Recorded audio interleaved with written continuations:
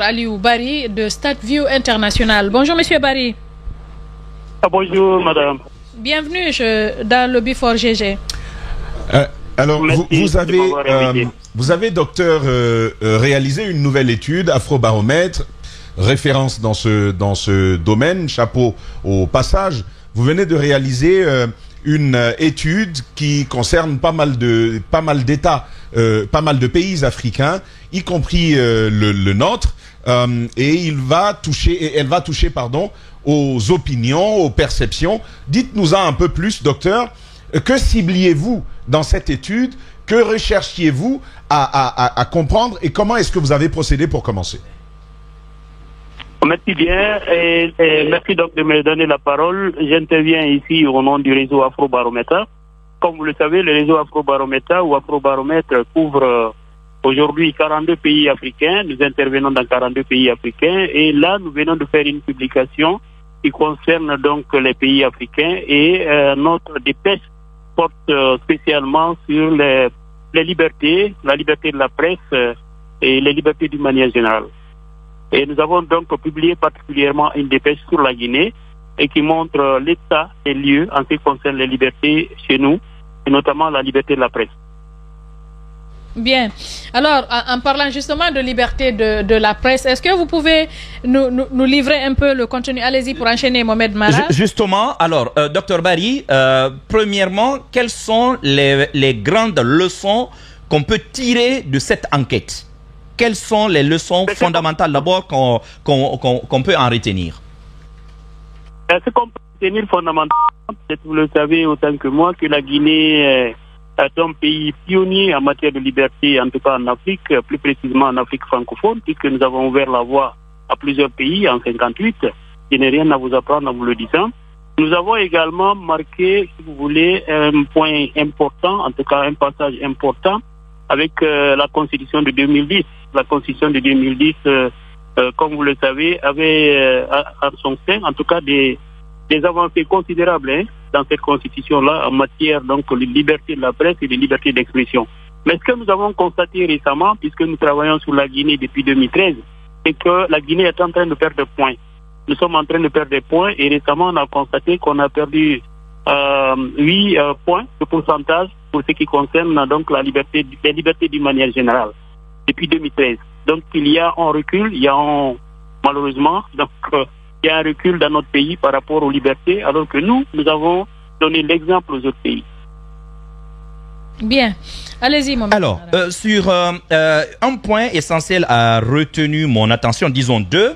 Le premier nous révèle que 65% des Guinéens sondés, donc des personnes sondées, n'acceptent pas un contrôle gouvernemental sur les médias. Dites-nous comment ceci s'est-il construit? C'était quoi les questions qui leur ont été posées? Et je reviens pour la deuxième question. Bon, on leur a demandé... oui, allez-y. Vous êtes à l'antenne, docteur, allez-y. Voilà, donc j'étais en train de dire qu'effectivement, comme vous le savez, nous procédons par sondage. Nous avons un questionnaire élaboré et nous nous rendons pratiquement dans tout le pays. Nous couvrons 150 secteurs, donc localités du pays. Et notre échantillon est un échantillon, si vous voulez, standardisé et qui a été, la démarche méthodologique est validée par l'Institut national de la statistique, comme partout dans tous les pays. Et bien, pour revenir aux résultats, effectivement, les Guinéens ne sont pas contents des censures. Les Guinéens veulent que les médias puissent donner l'information sans censure. Or, l'impression qui se dégage de nos résultats, comme vous le dites vous-même, c'est que 65% des Guinéens ont l'impression aujourd'hui que ce que les médias publient sont censurés, ou en tout cas les médias subissent, si vous voulez, de la part des autorités, certaines, on pourrait dire rigueur, leur demandant de censurer les informations que ces médias-là doivent diffuser. L'autre question qui me paraît fondamentale, c'est la perception des Guinéens justement sur la corruption en relation avec les enquêtes menées par la presse. On se rend compte que 3/4 des sondés maintiennent ou soutiennent la presse quand il s'agit d'aller mener des enquêtes, notamment sur la corruption et la prévarication des deniers publics. Et cette partie a particulièrement retenu mon attention quand on sait que c'est généralement le point de friction souvent entre les médias et la population, et plutôt les pouvoirs publics. Oui, vous avez dit, Mohamed Mara, vous avez mis le doigt à la plaie, comme vous l'avez dit vous-même. Ce qu'on peut dire ici, c'est qu'effectivement, 3/4 des citoyens estiment que les médias devraient constamment enquêter et publier sur la corruption et les erreurs du gouvernement. Et cela, d'ailleurs, a connu une hausse. C'est-à-dire que la Guinée tienne absolument à ce que les médias continuent à jouer leur rôle. Vous savez, les médias jouent, si vous voulez, le rôle d'alerte, et ce sont des informateurs importants, ce sont des donneurs d'alerte en ce qui concerne donc les questions de corruption et tout ce qui concerne les erreurs posées par le gouvernement d'une manière générale ou les membres du gouvernement. Et là, les Guinéens sont encore plus demandeurs de ce rôle-là, de cette fonction-là, qu'elle soit assurée par les médias guinéens. Et il y a une hausse, comme vous l'avez dit, entre la précédente édition et la dernière édition, une hausse de 5%, en termes de pourcentage, puisqu'on est allé à 75% actuellement. Bien. Allez-y, Tamba. Il y a, docteur, il y a un pan de cette étude qui m'interpelle particulièrement. Et ce que je loue d'ailleurs, c'est la perspective comparative sur les études, par exemple, de 2013 à 2022. Il y a, par exemple, ce tableau sur faire attention à ce que l'on doit dire en politique. Je prends deux dates, comme ça, tout bêtement. Je prends 2015. Alors, 66% de Guinéens vont penser que il faut faire attention à ce que vous dites en politique en 2015. Aujourd'hui, nous sommes à 72%. Ça, c'est près de 10 points que l'on gagne dessus. Ça veut dire que de plus en plus de Guinéens ont peur de parler librement en politique. Est-ce que vous pouvez nous en dire davantage sur les réponses qui ont été données? Est-ce qu'il y a eu du commentaire en dessous, par exemple, de vos fiches comment on appelle? Non, sur le questionnaire, justement, pour savoir davantage ce qui motive ce type de réponse? Oui, vous l'avez dit, hein, en fait, les Guinéens, la majorité des Guinéens, un quart des Guinéens se sentent libres d'exprimer leur opinion. Donc, la liberté d'expression, elle est là, et ils le reconnaissent. Mais, comme vous l'avez vous-même dit, la majorité des Guinéens, presque tous ceux qui reconnaissent qu'ils ont la liberté d'expression, se disent tout de même qu'il faut se méfier de tout ce qu'on dit en politique. C'est 72%, c'est pas très loin de 75%. Ils reconnaissent qu'ils bénéficient de liberté d'expression, mais 72% des Guinéens, il y a une augmentation aussi à ce niveau-là, indiquent quand même que quand il s'agit des sujets politiques, il faut faire attention à ce qu'on dit ici en Guinée. Bon, ça, je ne vous apprends rien puisque vous savez ce qui se passe dans notre pays. Donc la liberté d'expression, c'est vrai qu'elle est consacrée, mais cette liberté d'expression n'est pas encore totale quand il s'agit des sujets politiques. C'est ce qui ressort des enquêtes que nous avons menées. Bien, docteur Aliou Bari, membre donc de la structure StatView International. Allez-y, Daouda Mohamed. Alors, en réalité, aujourd'hui, cette question, la méfiance d'aborder les sujets politiques, mais l'autre question, elle est soulevée au niveau de la périodicité. C'est que au temps de 2022, 2021, 2022, jusque maintenant, c'est en ce moment que cela s'accentue. Dans vos enquêtes, qu'est-ce que vous avez pu relever sur les raisons de ces méfiances? Vous savez, oui, c'est ce qui apparaît souvent quand on mène ces enquêtes-là, c'est la situation du moment, la situation sociopolitique du moment. Les citoyens, ils sont conscients de ce qui se passe dans notre pays, ils sont conscients de ce qui s'est passé dans notre pays depuis toujours. Et là, ces dernières années, puisque la comparaison que vous êtes en train de faire, c'est par rapport peut-être à 2022. 2022, l'avant-dernière édition c'était en 2019. Bon, pratiquement, on pourrait dire depuis 2015, 2017, 2019 et maintenant, en ce qui concerne la liberté, surtout sur les sujets politiques, les Guinéens sont en train de plus en plus d'avoir peur de dire ou d'exprimer leur opinion librement. Ils reconnaissent qu'ils sont libres de voter pour qui ils veulent, ils reconnaissent qu'ils sont libres de s'exprimer, mais ils se méfient énormément des sujets qu'ils doivent aborder en politique, parce que on l'a vu, hein, tout récemment, il y a eu des cas où certaines personnes, même des journalistes, ont été trimballés devant la justice. Donc, quand des cas comme ça arrivent, et quand on sait aussi qu'il y a certains journalistes qui ont été condamnés, malgré la dépénalisation donc des délits de presse qui a été consacrée par la Constitution de 2010, tout ça rentre et donc essaie de, si vous voulez, d'avoir une action sur l'atmosphère, sur la confiance que les Guinéens peuvent avoir, en tout cas, peuvent avoir quand il s'agit de s'exprimer sur des sujets politiques concernant notre pays. Bien, allez-y, docteur, j'ai envie de vous poser cette question simple. Quand l'enquête nous révèle que 75% des Guinéens soutiennent la presse lorsque elle mène des investigations, notamment sur les questions de corruption et autres, est-ce à dire que fondamentalement les Guinéens font confiance aux médias classiques par rapport, par exemple, aux réseaux sociaux? Est-ce que l'étude a porté aussi sur cela? Parce que le phénomène des réseaux sociaux, des médias citoyens, a tendance aussi à prendre de l'ampleur ces dernières années chez nous. Oui, Allô, docteur, vous êtes là? Non. Oui, j'étais en train de dire que, comme vous le savez, en fait, les médias jouent un rôle important, le rôle de lanceur d'alerte. Et ce rôle-là, vous êtes en train de le jouer de façon, je pourrais dire, importante en ce qui concerne la lutte contre la corruption, puisque beaucoup d'affaires pendantes devant les tribunaux ont été révélées d'abord dans la presse. Et donc ça, c'est important, et les citoyens considèrent que la lutte contre la corruption, comme les autorités actuelles d'ailleurs elles-mêmes ont eu à le déclarer à leur prise de pouvoir, la lutte contre la corruption doit être un cheval de bataille pour tous les gouvernements guinéens ici, quand on sait ce qu'on perd. Quand on sait ce que l'État guinéen perd, quand on sait ce que la Guinée perd en matière de corruption. Et donc, c'est important pour les Guinéens, et ça, ce sont des opinions issues justement des déclarations des Guinéens qui ont été sondés sur le terrain, qui disent quand même que les médias doivent pouvoir continuer à jouer leur rôle de lanceur d'alerte en matière de lutte contre la corruption, puisque c'est important pour notre pays.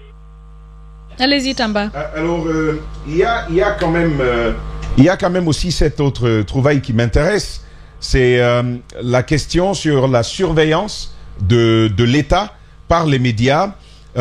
Il est vrai que 70% en 2013 et puis en 2022, 75% de Guinéens estiment que les médias devraient constamment enquêter et publier sur la corruption et les erreurs du gouvernement.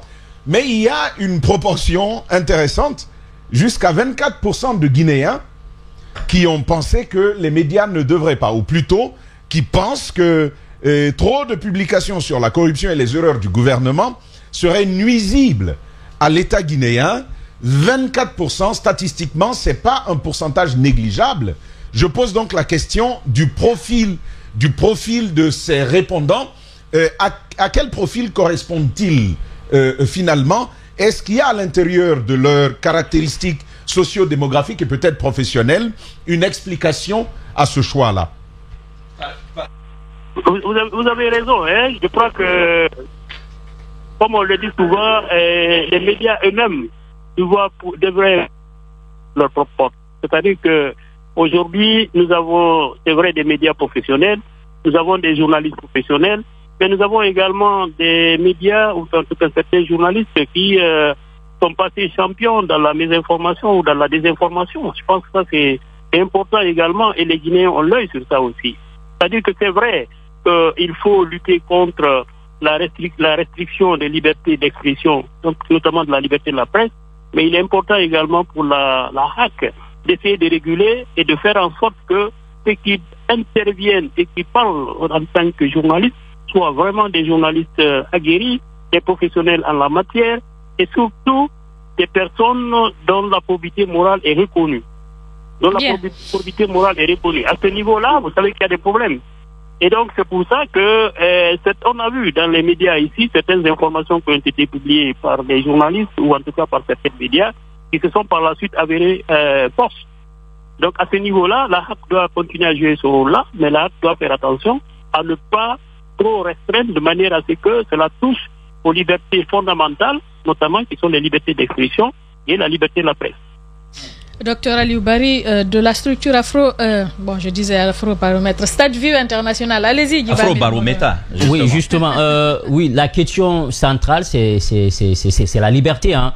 Sur la question figurant, on dit que les médias sont-ils libres? Vous posez la question. Dans l'enquête, on dit concernant la perception de la liberté de la presse, la majorité, c'est-à-dire 57% des Guinéens, affirment que la presse est assez libre, voire même entièrement libre de publier sans crainte de censure de la part du gouvernement. Cependant, 43% estiment que les médias ne sont pas libres. Est-ce que l'échelle que vous avez fait, parce qu'on sait qu'il y en a qui ont eu la chance de pousser assez les études, c'est-à-dire 2022, ceux qui sont instruits, et également ceux qui les citadins et les démunis 47%. Comment vous interprétez cela? Comment ça se fait? Bon, là, vous parlez d'échantillonnage. Quand on constitue un échantillon, quand on essaie de construire un échantillon, on tient compte de la diversité, donc en termes, comme vous l'avez dit vous-même, de sexe ou de genre, en termes de niveau d'instruction, en termes même, disons, de langue parlée. Donc nous prenons tout ça en compte, et tous ces points-là sont respectés. Et c'est pour cela aussi que nous, en tant que réseau Afrobaromètre, puisque nous faisons partie du réseau Afrobaromètre, nous soumettons notre protocole d'enquête à l'Institut national de la statistique qui valide la démarche méthodologique. Donc nous tenons compte de cela de façon rigoureuse. Et cela apparaît également dans les résultats. Et j'aime souvent dire qu'on a l'impression que les résultats diffèrent fondamentalement selon qu'on soit instruit ou pas. Non, il y a, c'est vrai, beaucoup de Guinéens qui ne sont pas instruits, qu'on pourrait qualifier d'analphabètes, mais j'aime dire qu'ils ne sont pas bêtes. Analphabète et bête, c'est différent. Aujourd'hui, l'actualité est connue de tout le monde. Les réseaux sociaux sont là. Et les médias, pratiquement, on peut avoir accès à tous les médias, que ce soit la télévision, que ce soit les réseaux sociaux, que ce soit la radio. Et donc, les gens ont l'information. Ils ont l'information dans leur langue.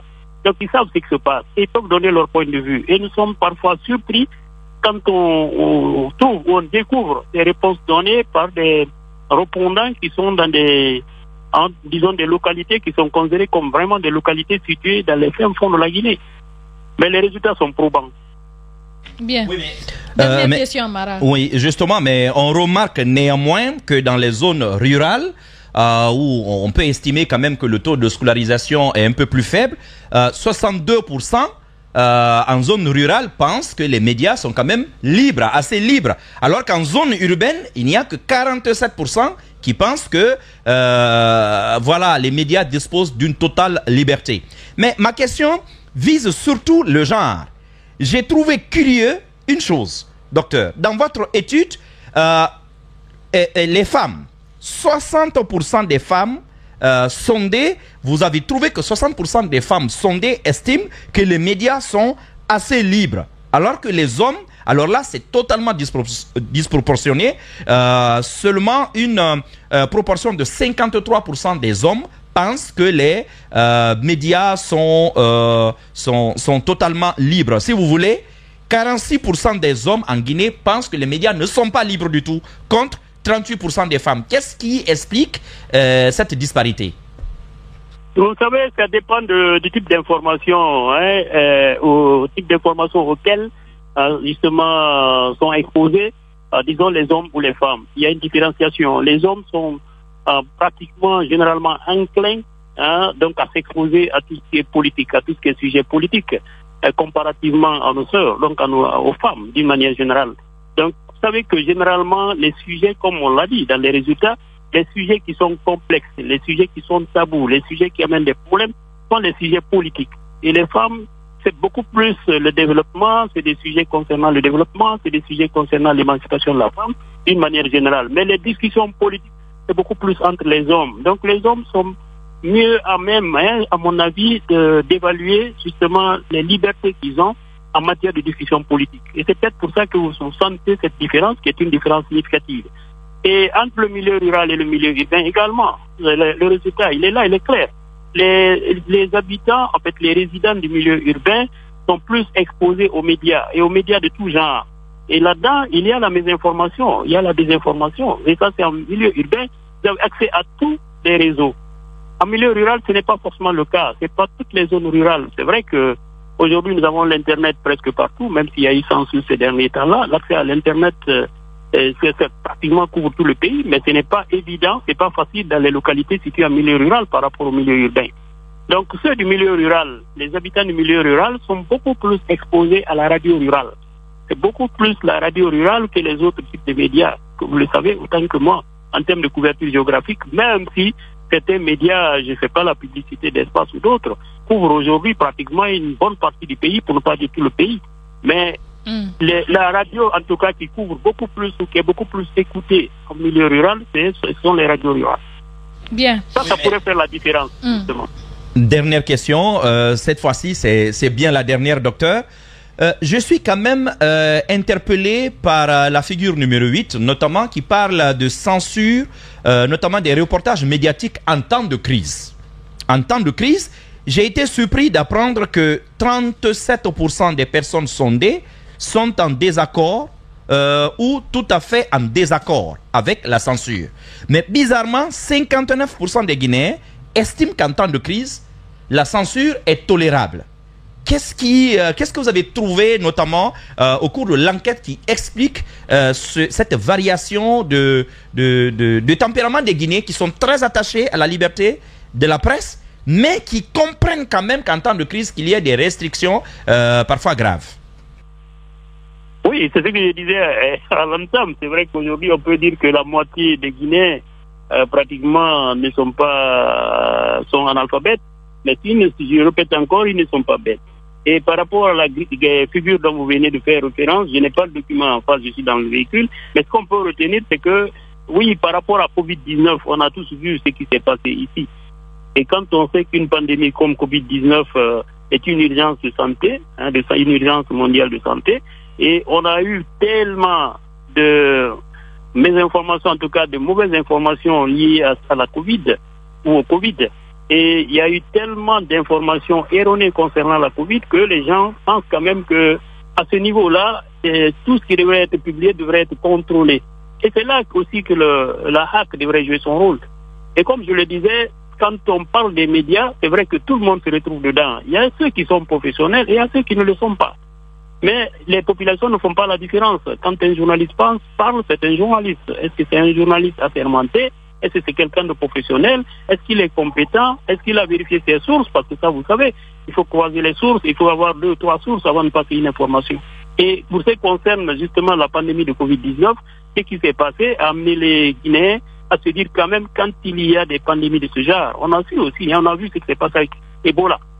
Donc tout cela a amené les Guinéens à dire que quand même, quand il s'agit de sujets comme ça, de pandémies de ce genre-là, l'État devrait surgir et essayer de censurer ce que les médias sont en train de publier comme information. Bien. Pour ne pas... Voilà, merci. Merci à vous, Dr Aliou Bari d'Afrobaromètre. Merci d'avoir accepté de répondre à nos questions ce matin.